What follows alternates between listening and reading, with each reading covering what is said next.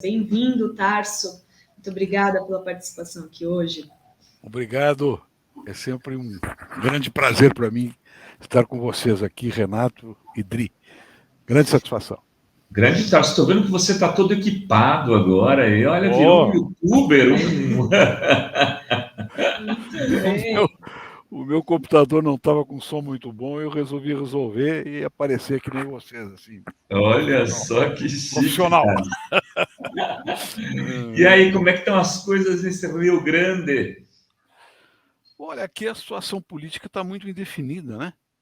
Porque com essa saída do governador Leite, do governo do estado, ele se queimou muito com as suas bases políticas, né? Não teve efetividade na movimentação que ele fez, tentando uma terceira via, e, consequentemente, baixou o apoio dele no mercado político aqui do Sul, né? Os seus antigos aliados ficaram insatisfeitos. O vice-governador que assumiu é uma pessoa cautelosa, uma pessoa contida, né? Que não tem adversários internos no campo dele, mas não é uma pessoa que esteja disposto, me parece, pelo menos, a concorrer ao governo do estado. Aliás, o atual governador, que foi vice-governador, foi chefe de polícia do meu governo, durante a maior parte do meu governo. Qual o nome dele, Tarso? O vice-governador é o delegado Ranolfo, né? Ele era uma pessoa sempre profissional, de ótima qualidade, né, na Polícia Civil, assumiu a Polícia Civil do meu governo e ficou praticamente durante todo o tempo, só saiu para concorrer, porque ele era do PTB e o PTB me apoiava, estava no meu governo naquela oportunidade, né?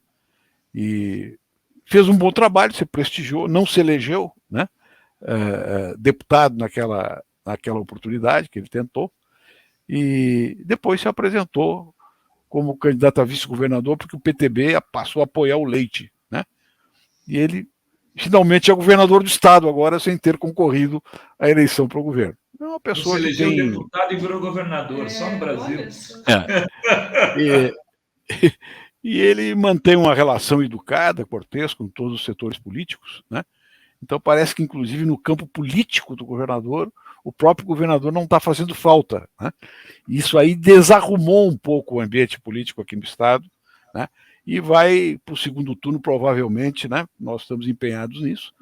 O nosso candidato, o candidato do Partido dos Trabalhadores, com a frente política mais ampla que a gente está tratando nesse momento, com a extrema-direita, né? Que será o Onyx ou o Reis, né? São dois candidatos à extrema-direita que estão concorrendo agora entre si, praticamente. Maravilha. Aí é o Rio Grande, né? Senadora é a Manuela mesmo, Tarso? Ou ainda está indefinido? A Manuela recebeu um convite, né? Do PT e do próprio Adão. Eu apoio, inclusive, essa movimentação do Adão. Que o Adão era o pai dele, né? O pai dele. O Pretinho convidou a Manuela em nome do PT. Edgar Preto, né? Edgar Preto, né? E ele foi presidente da Assembleia Legislativa, sempre teve uma relação muito boa com todos os partidos políticos, mas a Manuela está aguardando um pouco o cenário nacional. Ela não deu uma resposta ainda, embora o PCdoB, evidentemente, vai estar conosco, né, nesse processo, como tem ocorrido nos últimos processos eleitorais. E agora está na federação, né, Tarso? Então, está na federação, né? Tem um alinhamento praticamente automático aqui no Sul. Tarso, como é que você está vendo? Eu quero começar lá pelo tema do dia. Você foi ministro da Defesa, foi ministro da Justiça, né? Como você está vendo essa movimentação dos militares? Eu te trouxe aqui para falar disso, em relação ao questionamento das urnas eletrônicas. Esses bate-cabeça, desautorizações, idas e vindas de questionamentos, o posicionamento do governo americano, Tarso. Qual é a sua análise a respeito disso? Apenas uma correçãozinha. Eu não fui ministro da Defesa, eu quase fui. O presidente Lula tinha me chamado, inclusive, para... Eu estava em Porto Alegre, depois de ter saído da presidência do partido, tinha saído do governo, depois saí da presidência do partido, que nós chamamos as eleições cogitado, né? Diretas naquela oportunidade. O presidente Lula estava me cogitando, me chamou para conversar sobre isso. Mas daí eu cheguei lá e disse: ó, tu vai para o Ministério da Justiça, porque o Ministério das Relações Institucionais, né? Porque eu estou precisando de um apoio político aqui, né, para minha relação com o Congresso, com a sociedade civil, e que tu adquiriste uma certa experiência lá no Conselhão. Bem, vamos à questão militar no Brasil, né? O que está ocorrendo é uma movimentação completamente atípica hoje dos militares, né? Não é uma movimentação golpista, na minha opinião, que venha da instituição, né, da corporação militar, mas sim uma movimentação golpista que vem do próprio presidente da República, que é um ex-militar que foi desligado do Exército em função de um processo que teve na auditoria militar. Portanto, um mau militar, que foi desligado, inclusive, numa situação processual que obrigou a esta solução de composição interna, porque ele deveria, na verdade, era ser expulso e não reformado, pelos crimes que ele cometeu naquele momento, segundo a própria auditoria militar, né? Segundo as provas que foram lá colhidas. Qual é a novidade que tem e a atipicidade?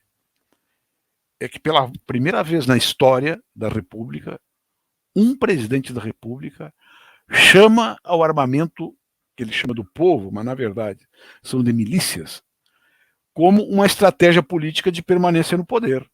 Isso nunca ocorreu, né? Em nenhum momento da história do Brasil isso ocorreu, nem na República Velha e nem na República Nova, né? Nem na Nova República.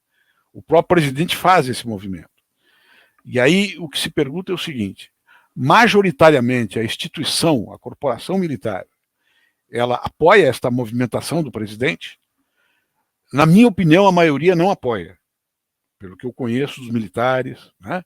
Pela história do próprio regime militar, que tinha lá os seus formuladores, os seus grandes intelectuais no meio do exército, na sociedade civil, e que apresentavam naquele momento, dentro da Guerra Fria, um projeto de país alternativo àquilo que representava o governo reformista do presidente João Goulart, né?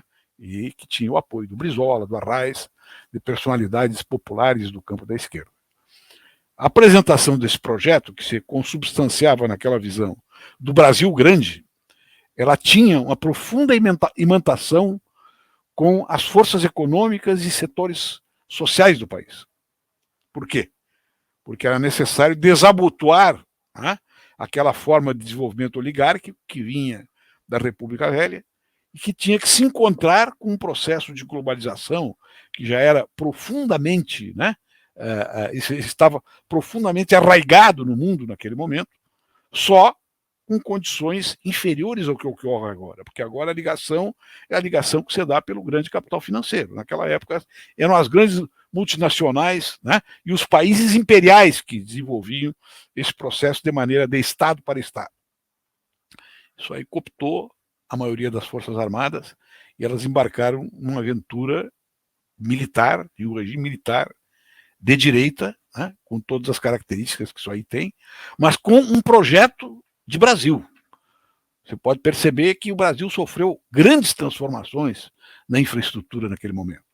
Algumas delas importantes, outras completamente equivocadas. Por exemplo, a liquidação, né, do modelo ferroviário de transporte coletivo no Brasil foi uma tragédia, mas era necessário para integrar o país, né, na onda da sociedade automobilística, né, e das grandes empresas, né, que vinham se implantar nos países em desenvolvimento para desenvolver os seus negócios e desenvolver a sua produção.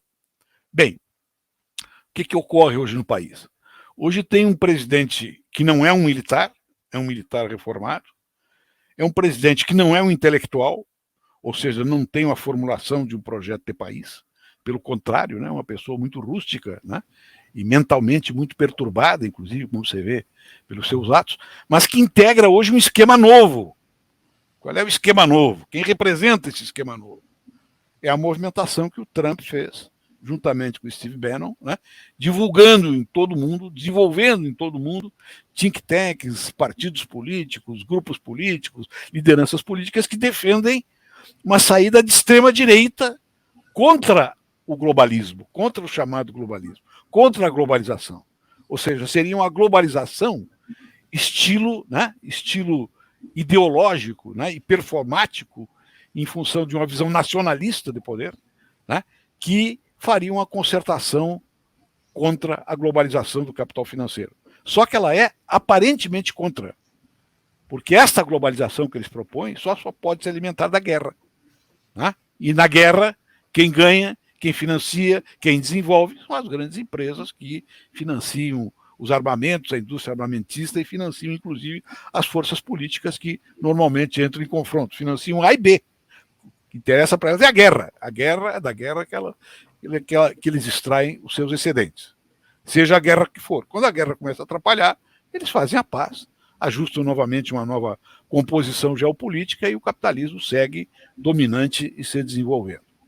Então, eu entendo que, simplificando, né, de uma maneira rudimentar a tua pergunta, eu entendo que o Bolsonaro representa uma pequena parte das Forças Armadas e representa um novo tipo de putsch, um novo tipo de golpe, que é um golpe semelhante àquele que o Hitler desenvolveu, organizando na sociedade civil milícias organizadas, grupos de extrema-direita, violência contra determinados grupos sociais, para ir assumindo o poder de fato do Estado e desenvolvendo a exceção de maneira permanente até chegar à tomada do poder, seja pelas urnas, seja através de um golpe militar, que ele possa contar com uma boa parte, pelo menos, das Forças Armadas. Então, eu acho que existe sim perigo de golpe aqui no Brasil, mas eu acho que se tiver um golpe, inclusive de natureza militar, típico, não é o Bolsonaro que vai para o poder. Vai aparecer uma outra figura aí para tentar empolgar. Mas as instituições estão respondendo a uma grande coesão política hoje na sociedade, inclusive com setores das classes dominantes que não aceitam o golpe. Né? São setores também minoritários, mas eu acho que a maioria da sociedade brasileira não quer um golpe militar. E nunca ocorreu aqui no Brasil um movimento militar de sentido golpista que tivesse algo de sucesso sem o apoio de uma boa parte da sociedade.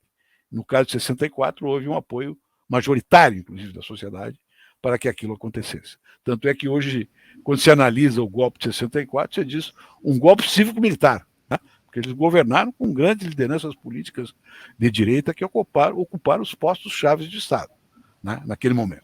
Tinha apoio dos meios de comunicação, teve apoio e cerco, inclusive, militar, marinha aqui dos Estados Unidos, teve apoio de boa parte da sociedade civil, né? Eu falava com o nosso amigo Sérgio Amadeu esses dias sobre isso. Eu não consigo enxergar esse apoio, né, no momento atual para Bolsonaro. É uma pessoa com 60% de rejeição nas pesquisas de opinião, de péssimo ruim no seu governo. E é um golpe para ficar no governo, não é um golpe para derrubar o governo. Eu acho que tem essa característica, coloca um outro tipo de apoio, né, Tarso? Eu acho que a grande questão do golpe tal qual o Bolsonaro pretende realizá-lo, né, ou pelo menos aparenta pretender realizá-lo, né? Não se sabe de mecanismos que ele esteja desenvolvendo, clandestinos, organizados para isso, dentro das Forças Armadas, que eu não acredito que as Forças Armadas estariam sensíveis a isso nesse momento, né? A estratégia é desencadear a violência, porque desencadeando a violência, né, o que vai ocorrer? Vai ocorrer uma anomia na sociedade brasileira. E os confrontos vão começar. Os confrontos de rua, né? os choques de facções. Né? Só que a esquerda hoje no Brasil e o campo democrático não tem armas. Contra quem que eles vão usar essas armas? É de se perguntar. Contra quem que os milicianos, né, que estão sendo facilmente armados hoje pela política armamentista do Bolsonaro, a quem eles vão atacar? Bom, eles podem atacar meia dúzia de lideranças da esquerda, né? Como diz Bolsonaro, matar 30 mil, como ele falou, numa certa oportunidade. Mas quem pode fazer uma oposição, um confronto, né? Uma contenção dessas milícias é a polícia e as Forças Armadas, porque nós não estamos armados e nem estamos pensando, né, em estar armados. Nós estamos trabalhando dentro da democracia, queremos o funcionamento das instituições, queremos o Exército e as polícias militares cumprindo os seus deveres constitucionais. Então, esse é o espaço que o Bolsonaro tem. Então, fora do caos, não tem golpe. Essa é a minha opinião. A tentativa dele de estruturar um processo de anomia e de caos no Brasil é a única oportunidade que tem para assistir em algum momento, né, as instituições do país e as classes empresariais que estariam unificadas em torno da chamada paz social nesse momento, né, chamem as Forças Armadas, olha, vamos botar ordem nisso aqui. Né? Mas daí não é o Bolsonaro que assume. Né? Eles não vão. Quer dizer, ele daria um golpe para ele não ficar no poder, mas os militares ficarem aí na linha Braga Neto, que provavelmente vai ser seu vice, né? E o fato é o seguinte, né? O Bolsonaro está muito preocupado, na verdade, com o seu futuro. Né? Porque o futuro dele, depois que ele sair da presidência, ele vai ter que responder muitos processos. Né? Assim como vários integrantes da sua equipe. O Poder Judiciário e o Ministério Público vão mudar, eles vão acompanhar esse processo de retorno do Brasil à institucionalidade, e ele vai responder muitos processos, é natural que responda. Né? É natural que as instituições se rearranjem para colocar a ordem jurídica num prumo mais civilizado, num prumo mais de acordo com a Constituição de 88. Né? E ele está preocupado com isso. Então, aquilo que ele disse, né, naquela célebre reunião ministerial, ali ele deu um sinal, né, que eu acho que a ampla maioria dos cientistas políticos, né, não examinou com profundidade. Não examinou com profundidade. Ele disse assim: vocês têm alguma dúvida que eles vão nos botar na cadeia se eles assumirem o governo? Verdade. Lembra disso? Lógico. Então, ele já estava pensando nisso naquele momento. Porque e ali que começa o dissenso com o Moro. Ali começa o dissenso com o Moro, que tinha os seus interesses próprios, né? Que se pintou como um cordeirinho, mas era um lobo em busca do poder, né? Utilizando o aparato do sistema de justiça para isso, e começou a se separar. E aí o Moro, né, para não entrar em choque com o presidente, começou a popar ele determinados inquéritos. Mas quando chegou num determinado momento que o Moro viu que a sua desmoralização seria gigantesca, como efetivamente o foi, né, ele saiu do governo para assumir um caminho próprio. Então ali o bolsonarismo e a extrema-direita, né, fascista e neofascista e autoritário do Brasil, rachou. E eles se encontram até hoje nesta situação. Quem dá sustentação no plano da política, né, para o governo Bolsonaro são aqueles grupos que deram sustentação, né, que parte deles, pelo menos majoritária, deu sustentação a todos os presidentes do Brasil. Sim, são os fisiológicos oportunistas do Centrão, que sempre vivem dentro de uma crise de instabilidade do poder, oferecendo seu apoio para transitar os seus interesses. Muito bem, deixa eu ler aqui uns superchats, agradecer a galera que está colaborando com a TV Fórum. A Tereza Domingos diz que uma das criadoras de um projeto inovador de plástico biodegradável feito a partir de casca de laranja, Caso Enishi, de 20 anos, pede ajuda para o evento de ciência. Está aqui o link, a Tereza Domingos compartilhou aqui da vaquinha virtual. Aqui. O Marcelo Klafke diz: Tarso, você se arrepende de escrever uma carta ao Dória pedindo para liderar a oposição? Não foi precipitação, assim como com a refundação do PT? Pergunta para o Tarso. Olha, esta pergunta eu agradeço e ela é importante. Ela pergunta em primeiro lugar: você não se arrepende de ter feito uma carta ao Dória para liderar a oposição? Não existe essa carta. A versão dessa carta foi dada por pequenos setores do PT paulista, como se eu estivesse convidando o Dória para liderar a oposição. Como é que eu ia fazer isso? Né? Eu não fiz isso, basta ler a carta. As pessoas, às vezes, não leem as cartas também, não leem os documentos. O que eu disse foi o seguinte: Dória, você é governador de São Paulo. Você tem que liderar aí em São Paulo a luta contra o negacionismo. É isso que eu disse para o Dória. Né?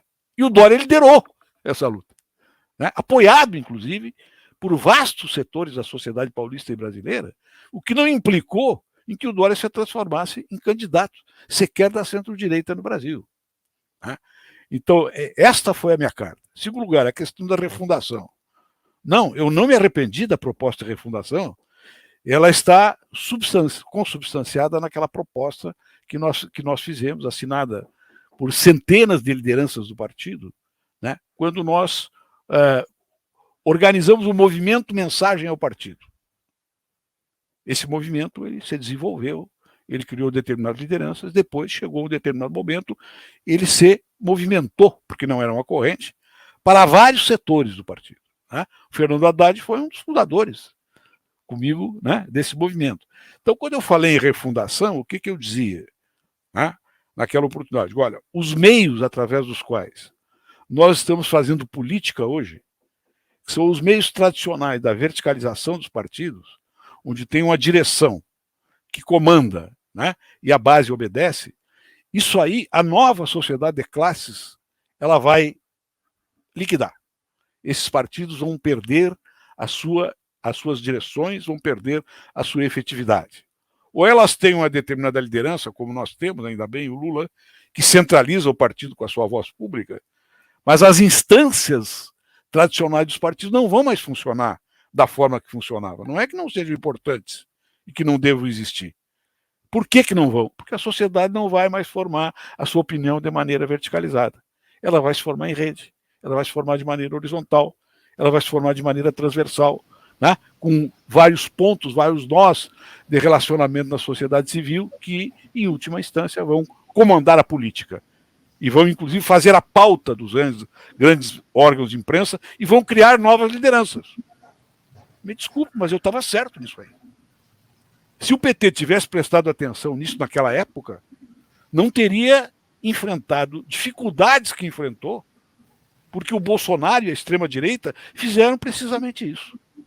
Criaram pontos de inteligência e de organização, de difusão de ideias, de think tanks, né, formais e informais, que controlaram toda a política da direita e criaram uma unidade em torno da extrema-direita fascista, não somente aqui no Brasil, mas em todo o mundo. Então eu acho que nós entramos atrasados nesse processo. Que, aliás, agora o PT está respondendo de maneira, na minha opinião, muito correta, né, dentro desse processo eleitoral, tentando se organizar também dessa maneira horizontal, né, com aquela visão de criar muitos pontos de difusão de ideias e muitos nós de relacionamento de maneira horizontal para que a direção dos partidos possa se reportar a essa horizontalidade para propor os seus grandes movimentos políticos. Né? Ô, Tarso, como é que você está vendo a campanha do Lula? Você acha que está no caminho certo, esse leque de alianças que está sendo construído? O que você tem achado das construções de alianças nos estados? Você é um cara muito atento a isso, não à toa se tornou prefeito, governador e tantas coisas, né? Veja, vamos considerar que a campanha do Lula começou agora com o seu lançamento. Né? Antes nós estávamos numa fase de pré-campanha, onde em todos os partidos, e também no PT, os segmentos políticos internos, né, começam a se relacionar e a estabelecer pontos de apoio e forças políticas territoriais e locais e pontos de apoio no sistema de cultura e da informação para chegar ao presidente. Né? Nós somos um partido hoje que tem, vamos dizer assim, um dever de relacionamento e tem um acolhimento da liderança do Lula que é universal. Né? Tanto é que eu quero lembrar vocês, quando começou a se discutir a questão que eu chamava de dupla frente, né? Eu defendo uma frente de esquerda que consiga ampliar para se tornar uma frente única contra o fascismo. Essa é o que eu defendia. Bem, não foi porque eu disse isso que deu certo, mas é isso que está ocorrendo hoje. Né?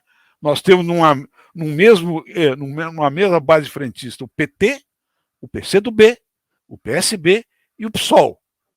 Essa é a esquerda que nós temos. Podem não gostar, mas essa é a esquerda, vamos dizer assim, que tem base no país.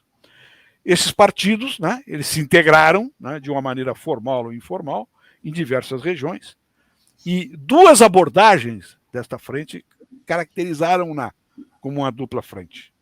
A primeira abordagem foi a abordagem feita pelo Lula, que disse: o Alckmin será o meu vice. Surpreendendo todo mundo, inclusive companheiros do PT fizeram campanha contra isso.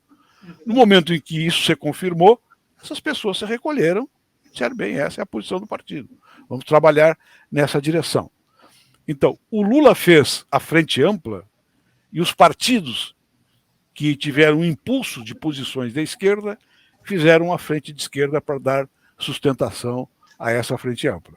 É isso que está ocorrendo hoje no país. Foi de maneira imperfeita, de maneira instável? Foi. Mas quando é que não é assim para formar uma frente aqui no Brasil? Porque ela vai se formar, na verdade, quando as grandes lideranças dos partidos começam a dizer que sim, que é por aí. E aqui nós tivemos o Dino, tivemos o Siqueira, tivemos o Freixo, tivemos o Lula, tivemos a Marina, tivemos aqui no Rio Grande do Sul Maria do Rosário e outras lideranças que começaram a falar nessa linguagem frentista em torno da candidatura do Lula.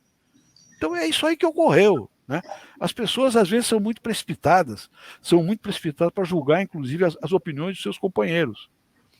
Eu, por exemplo, participei de várias reuniões do partido, onde algumas das lideranças do partido, que estão hoje na direção da campanha do Lula, eram absolutamente contra que o Alckmin fosse vice do Lula. E hoje estão na coordenação da campanha do Lula. Então, por acaso, eu julguei de maneira malévola, disse: olha, o fulano de tal é um esquerdista, é um provocador. Eu não. Eu discutia com esses companheiros com respeito, com consideração, e colocava minhas opiniões, que eram atacadas por eles, e assim por diante. E agora estamos todos unidos. Isso se chama a produção ideológica e política da hegemonia dentro do partido. Tem uma parte da base da esquerda que ainda não aprendeu que é necessário sempre compor, e que a questão da hegemonia está sintetizada numa questão chave: é quem tem a hegemonia. É nisso que está centrada a questão do frentismo. Quem tem a hegemonia? E aí, eu seria... Quem tem a hegemonia... Consenso progressivo. Consenso progressivo. E quem tem a hegemonia nessa frente é a voz do presidente. É a voz do presidente que compreendeu esta pluralidade, essa especificidade e, vou dizer assim, verbalizou a necessidade dessa unidade, através da qual, verbo através do qual isso aí foi se compondo nas relações políticas de maneira negociada, de maneira pensada, de maneira progressiva, como o Renato falou nesse momento. Olha só, Elo Machado está chamando a atenção aqui, que tem quase 3.000 pessoas assistindo e não tem nem 1.000 likes. Ela tem razão, é preciso dar likes aqui. Está todo mundo com a vida difícil, dura, mas um like não custa nada. Se inscrever no canal não custa nada. Agora, se você puder ser membro e membre, fique membro e membre. É importantíssimo. Esse ano é o ano do resgate da democracia. O nosso papel aqui, modestamente, tem sido importante para levantar temas, para fazer o debate, para ser uma alternativa, de fato, à comunicação comercial neoliberal. Nós estamos... Por que nós somos dependentes? Porque nós nos vendemos ao agronegócio, aos bancos, a isso tudo. Não sei se a Adri tem mais alguma pergunta ao Tarso. Eu tenho, se você não tiver. Eu tenho superchats aqui e vou agradecer Carol Fernandes, que está chegando de membra aqui no canal, e tem superchat do Carlos Alberto Veloso Lopes, que diz: processo eleitoral é imparcial. Barroso criou essa comissão como granada para incluir militares. Iniciado o processo, o TSE tem que desarmar a granada. Essa comissão tem maioria de membros contra Bolsonaro. Impossível se tratar de eleição imparcial. Obrigada pelo superchat, Carlos Alberto. E tem uma pergunta dos internautas aqui para o Tarso.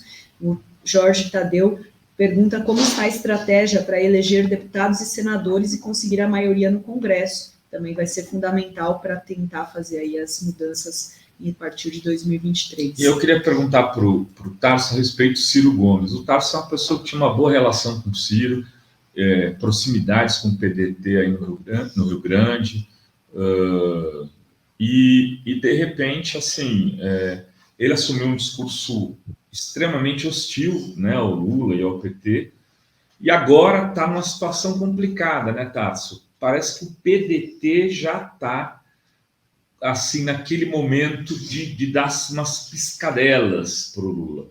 Ontem o Lupe falou: olha, eu não vou nem me reunir com o Lula porque ele é muito sedutor, eu prefiro falar por telefone, sabe aquela conversa de que me chama que eu vou? Uma candidatura presidencial é cara, né, Tarso? E os deputados querem se reeleger. O que você acha que vai acontecer, Ciro? Só me recordo aqui uma pergunta anterior que apareceu na tela, que eu não pude anotar.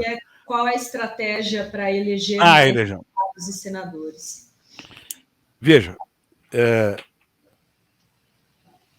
com o tipo de sistema político eleitoral que nós temos,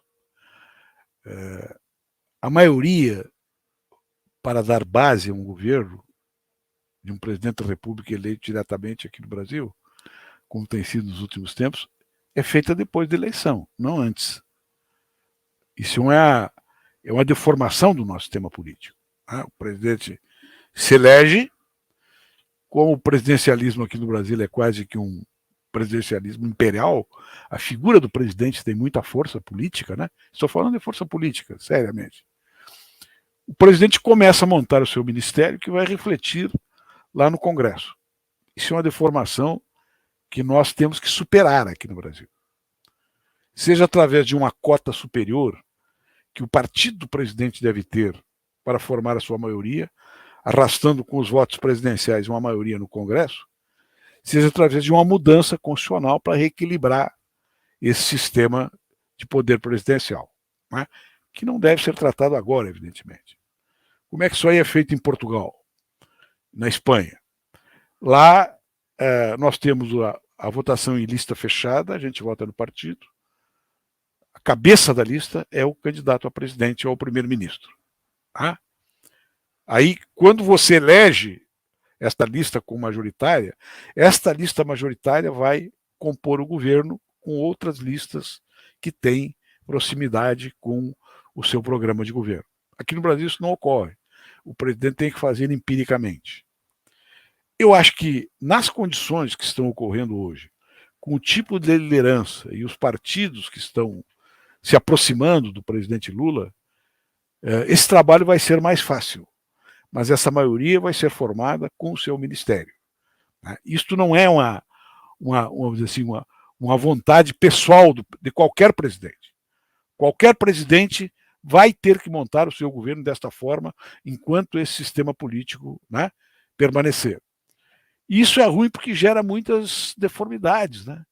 Gera muitos fisiologismos, gera relações de troca, em última análise, de posições políticas por apoio no Congresso. Mas isso é um efeito da democracia. De uma outra forma, né, para ter maioria no Congresso, só como a ditadura militar fez, caçando e mudando a maioria através das cassações. Então, é uma coisa que nós temos que aperfeiçoar no próximo período, mas isso aí está na pauta, sim, da própria formação da Frente Única, né, da Frente Antifascista que está se formando aqui no Brasil. Agora, por exemplo, o presidente Lula está com um problema em Minas, né? Nós estamos vendo. A Minas é um estado importantíssimo, né? O PT vai declinar das possibilidades que tem de eleger, né, determinadas figuras lá para dar maioria ao presidente para que ele tenha, né, Minas junto com ele no próximo governo.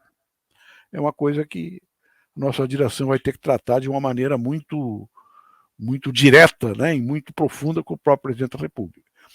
Eu tenho um critério para isso. É que a questão, que eu sempre defendo, pode perguntar para os meus companheiros aqui do Rio Grande do Sul, a questão nacional precede a questão regional.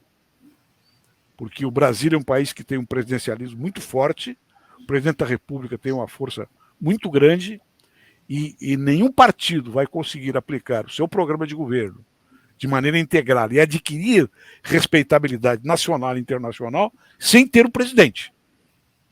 Tá?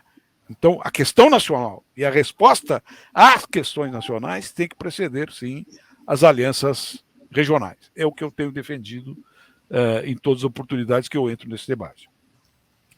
questão do Ciro, eu continuo prezando o Ciro como ser humano e como quadro político, divirjo radicalmente do tipo de procedimento que ele tem em relação ao restante da esquerda e lamento profundamente que isso tenha acontecido.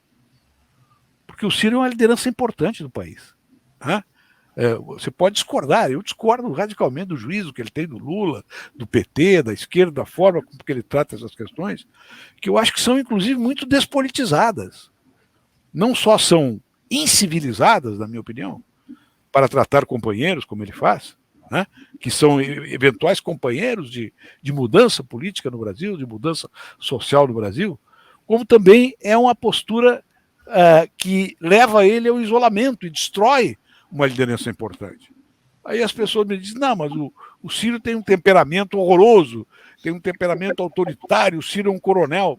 Tipo, todo mundo tem suas grandezas e seus defeitos.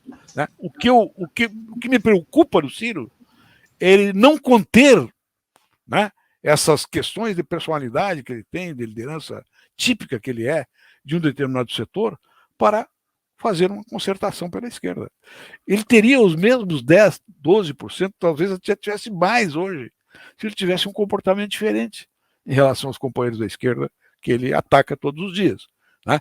Equiparando o Lula e o Bolsonaro. É muita falta de bom senso fazer isso. Né? Não é nenhum erro político, é falta de bom senso, inclusive, que leva a erros políticos estruturais, que podem até destruir uma liderança como o Ciro, que tem uma importância muito grande para a democracia. E o Ciro já tem 64 anos, né, Tasso? Ele é mais velho do que quando o Lula ganhou a eleição em 2002. Então... Eu, como tenho 75, acho ele muito novo, mas... Ele tem 10 anos mais que eu, já dá para ser um pouquinho mais maduro, né?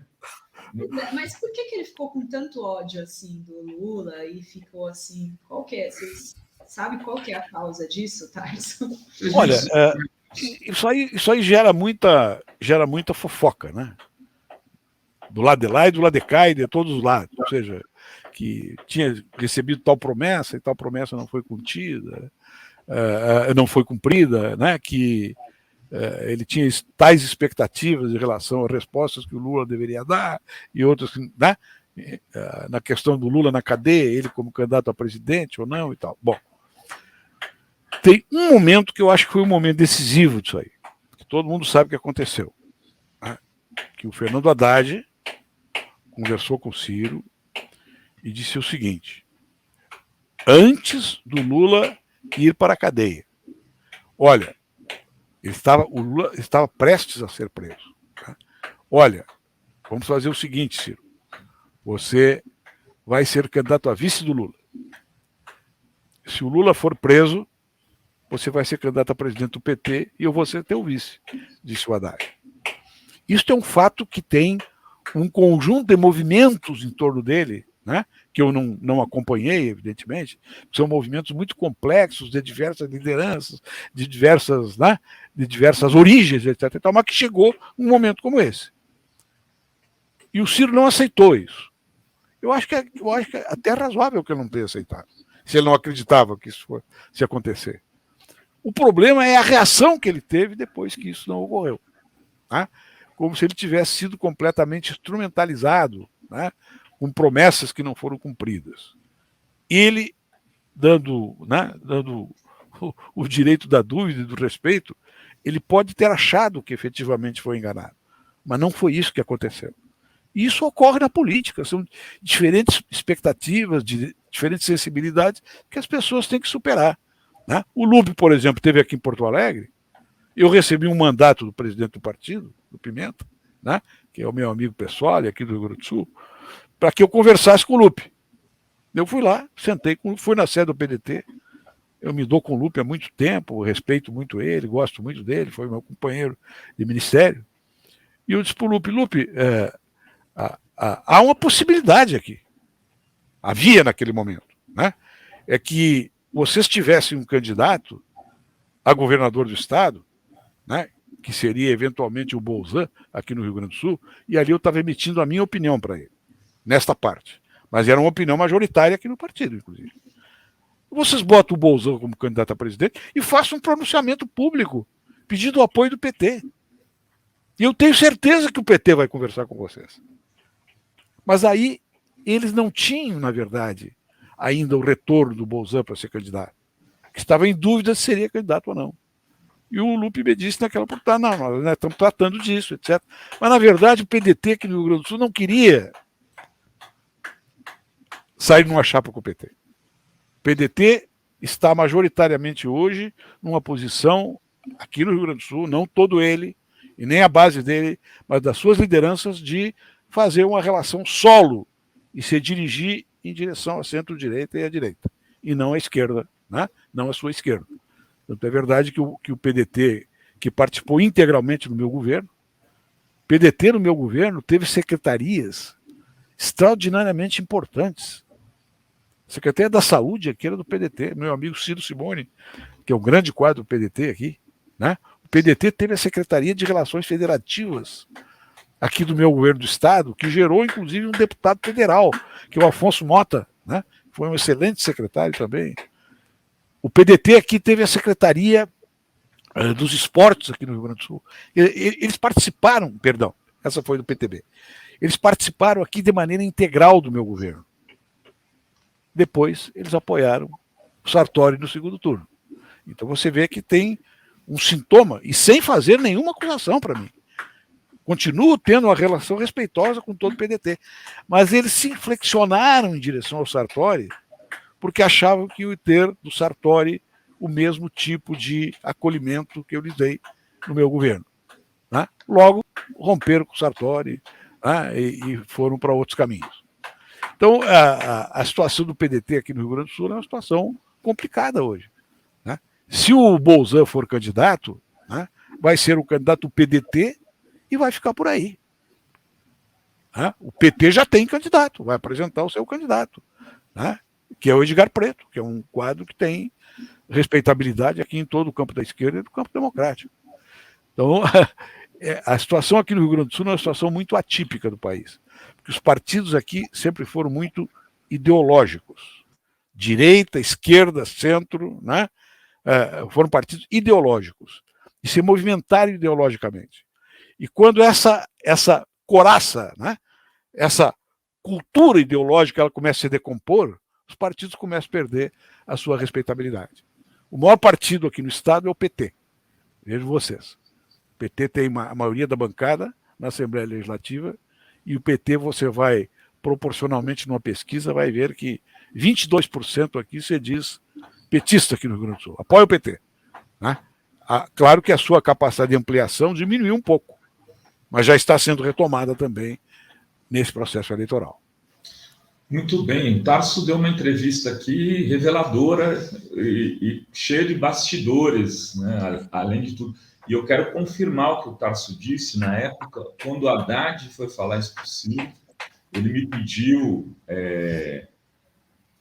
nem foi off, né? Pediu para que eu não revelasse a informação, mas que ele tinha conversado com o Ciro, nesse sentido, de se o Ciro aceitasse serviço do Lula, ele aceitaria serviço do Ciro depois, e depois ele me falou em on, eu acho que eu fui aqui um dos primeiros jornalistas a revelar isso quando começou o bochicho lá do Ciro atacando. Então, assim, o Tarso só faz é confirmar também essa informação e traz uma outra série de revelações. Tarso, eu sei que você tem compromisso, quero te agradecer, você é sempre muito generoso conosco aqui da Fórum, sempre responde aos nossos chamados. A nossa comunidade gosta muito de ti, tanto que a audiência está bastante alta aí. É um prazer te ter aqui, eu te deixo aí com tua palavra final. Muito obrigado por essa oportunidade, essa nova oportunidade de conversar com vocês. Tenho enorme respeito pelo trabalho de vocês, como de toda a nossa imprensa alternativa, né? Chamada imprensa alternativa, que na verdade está se tornando hoje quase que dominante, né? Hoje, nessa relação horizontal que a sociedade realiza, por essa relação horizontal que a sociedade realiza. Mas eu tenho um carinho extraordinário pelo Fórum, pelo brilhante trabalho que tu, Renato, e a Adri fazem aqui permanentemente. Um abraço a vocês e até a próxima. Obrigada, Tarso. Obrigada. Até a próxima e uma boa tarde para você.